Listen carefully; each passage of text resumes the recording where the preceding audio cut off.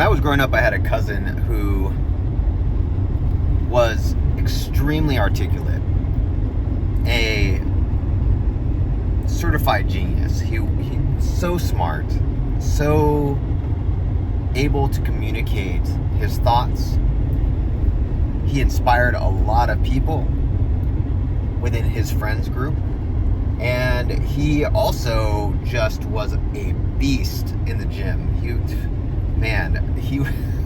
I could not believe how big this guy got just naturally. He was no steroids, no nothing or anything like that.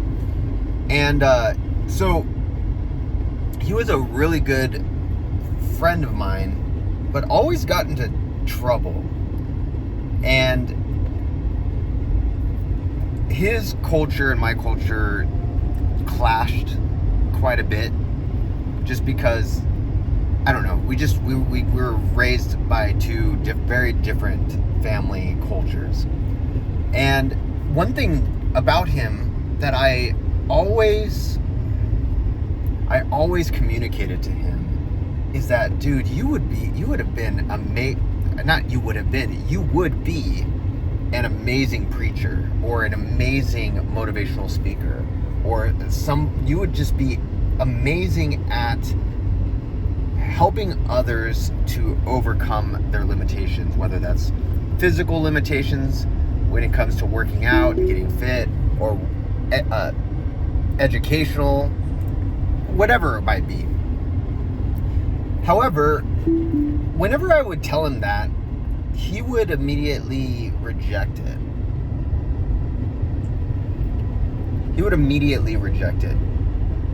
Not because he didn't know that people looked up to him, but because he grew up in a very poor family and very broken homes, like multiple broken homes.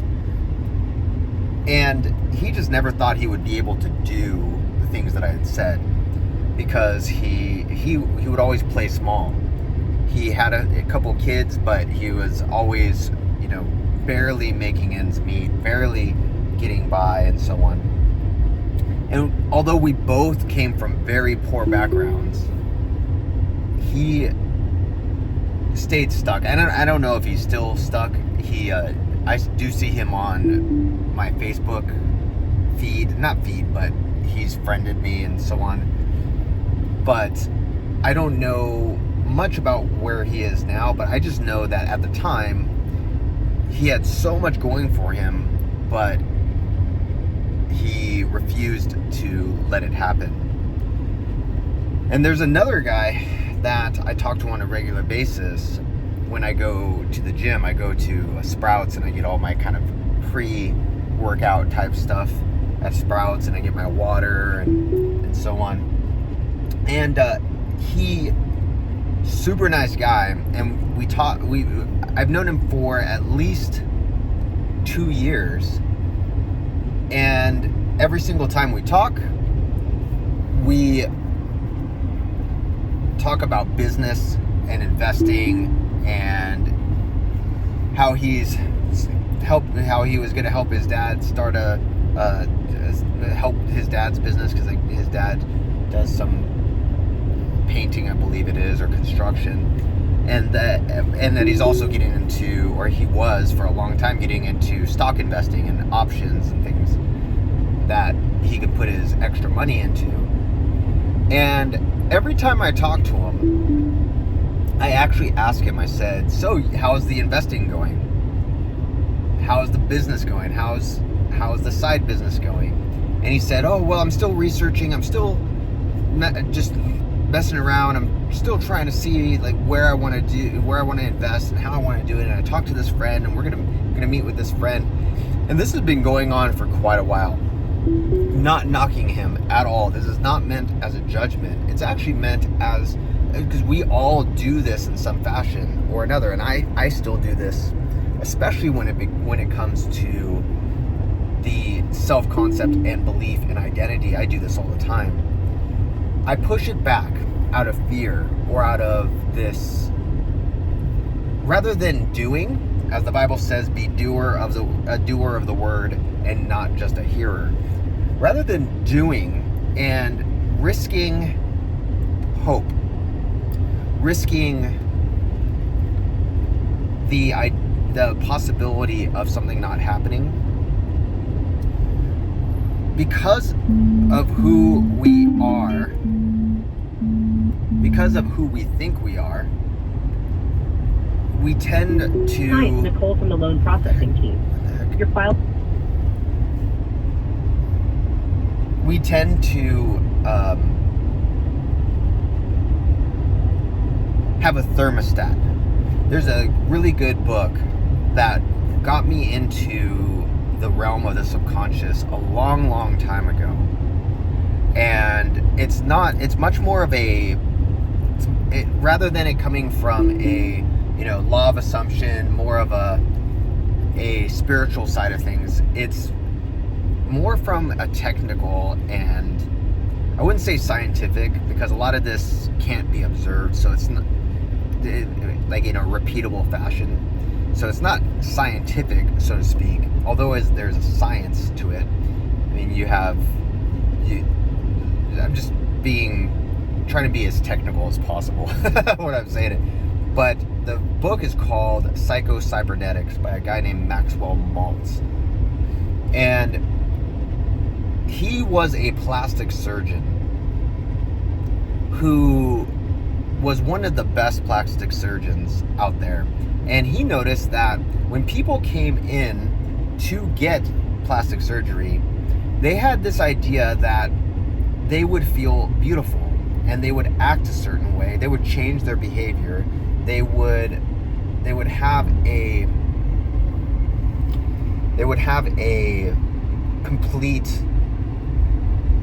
180 to what they were feeling prior to plastic surgery. And that was their hope, that was their dream, that was their thought for going in. However, he noticed time and time again that their self-concept, their what he called self-image, didn't change. And even if they looked beautiful on the outside, because often they did, even though they increased in their physical beauty, because their self-image never changed. I gotta see if I can pass these guys out real quick. Hold on 1 second. This is a slow poke. Even though their self-image did not, even though they were physically more beautiful, their self-image didn't change. And so what happened? They would want to get more plastic surgery. They would feel just as ugly as they were before, if not more, because they had put their hopes in the idea that they were going to look more beautiful. They were going to feel more beautiful. They were going to feel more fulfilled, love, have peace and fulfillment within them. And it never happened. And so he would give these examples. So he would give those examples, and then he started noticing that it wasn't just with plastic surgery, it was with other things as well. In one instance, there was a hockey player that he talks about where he was a great hockey player. And all of a sudden, in his professional career, he just started tanking. He just started sucking. And I believe he was about to get kicked off one of the pro teams. And so what Dr. Maltz had him do was go into what he called the theater of his mind. And in first person, he would have him act the way that he wanted. He would have the hockey player visualize being successful in playing hockey. And during this exercise that he had him do, the hockey player noticed that he was scared. There were certain scenarios that would play in his mind where he would realize that he was scared. And it went back to this time when he got seriously injured while playing hockey. And so subconsciously, his body wanted to reject these particular moments out of fear of getting hurt again. And so he had to visualize himself doing what he needed to do over and over and over and not get hurt, for his subconscious, for his body to finally let go of that fear. And he ended up just completely skyrocketing in his professional hockey career because of that, just from visualizing from the mind. But what his body was doing, it was creating this thermostat that you can go and you can do these things. I'm comfortable with this, but I'm not comfortable with that over there out of fear. And that's what you and I do all the time. And even if you overcome a fear, even if you overcome success, even if you get to that next level, there's always this next kind of thermostat where you can research all you want. Like my friend who is researching stock trading and everything. Research all you want. You can talk to as many people as you want, but his self-image is keeping him from even investing $100 because it's afraid, or it's cautious, or sometimes it's even afraid of success. Being comfortable where it might be where he's just comfortable being at Sprouts and doing the things he loves there. We have this internal thermostat that can only be changed when you use your mind to change it. When you use your mind to become now the person you want to be. When you're able to say, I am successful, I am a stock trader, not just in your words, like your affirmations or things like that, which is fine, but giving your body the feeling of, I am a successful stock trader. How do you do that? By going to the end and, cashing out your $10,000 balance that you have now because you turned $100 into $10,000. Imagining what that is. And so with my cousin, his temperature, his thermostat said, yes, you can inspire the friends around you. You can inspire the people who you're comfortable being, that you're comfortable with. But to talk to large groups, to start something big, to inspire people to greatness outside of your friend group, to use your talents, your abilities, your skills, use those things in a broader format, or in a format that's going to make you money. That was the other thing, hang up of him making money. To do that, no. That's not where you're at. That's going to hurt you in some fashion. That's going to cause pain. So how do you get over this? And why do you want to get over this? Really, the how and the why are interlinked. How? You have to be the person now. You have to be the person now. And this gives you such powerful control over your life. The more that you imagine, especially like right before you go to sleep, and with what I like to do is every time I wake up in the middle of the night, I do it again and I do it again, because I hit my subconscious with who I am, who I want to be, which is the I am, because everything's present now. I will say I am a magnet to money. I am magnetic to money.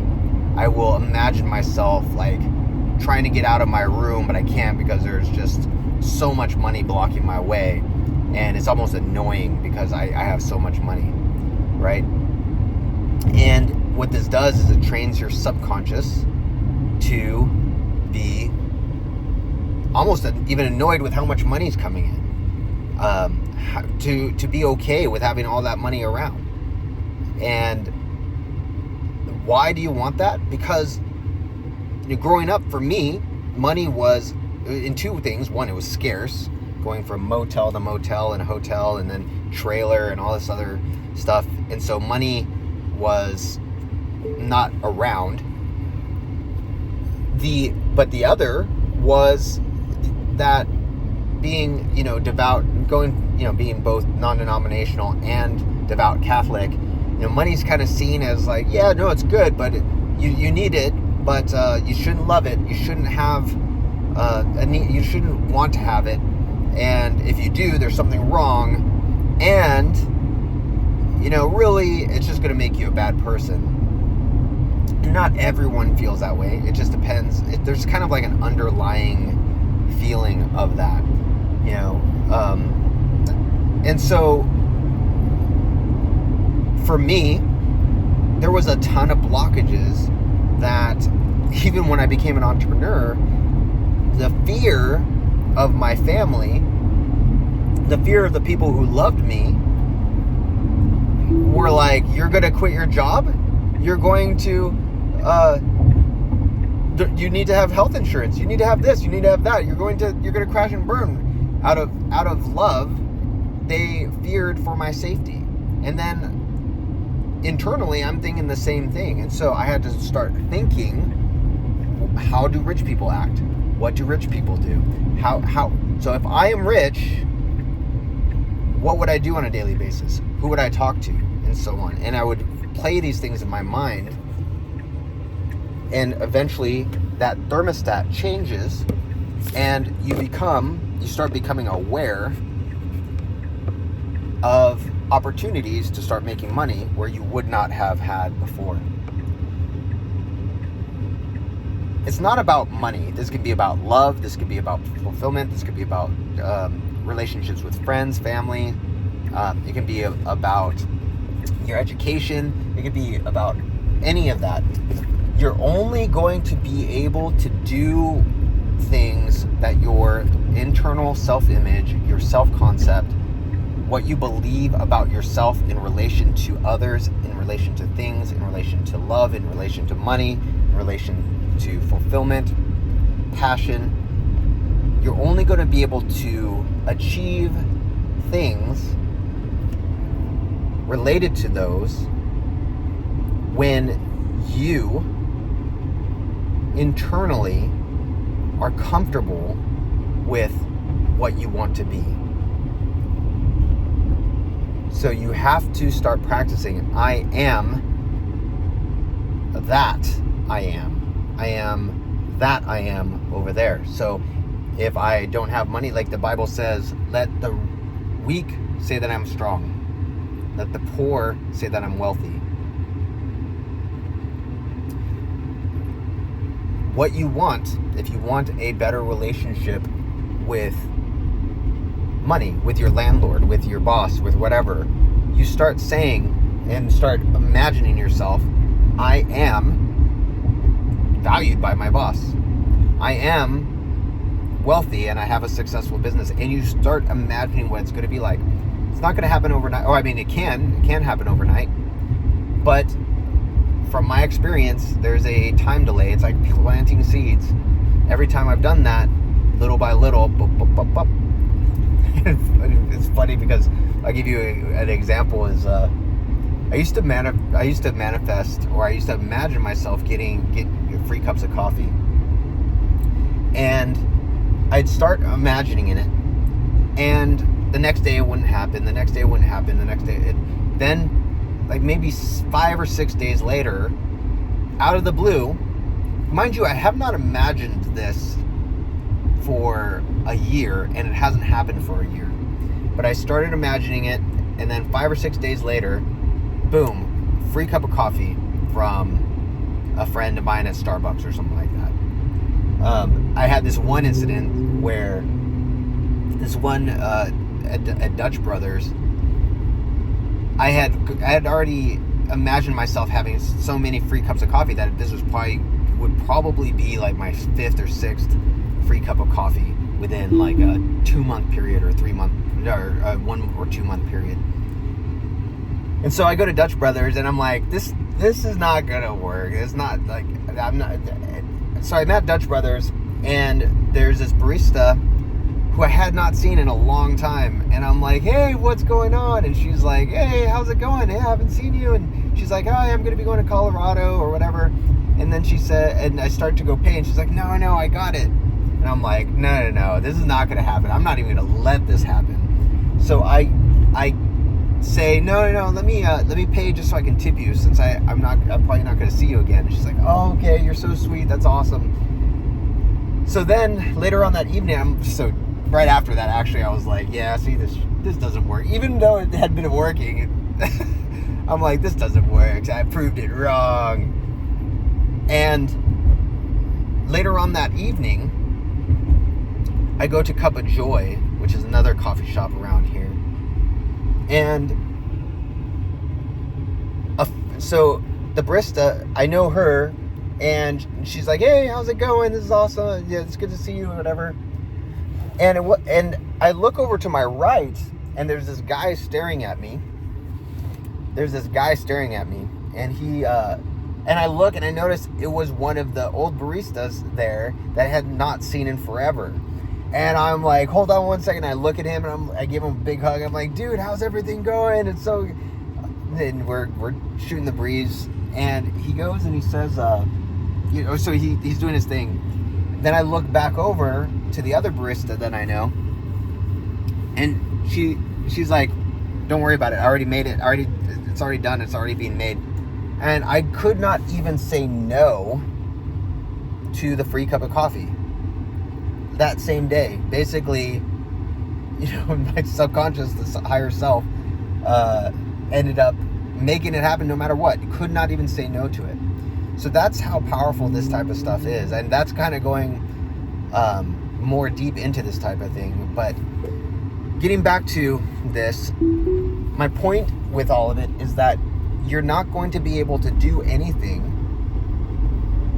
unless your self-image says that it's possible.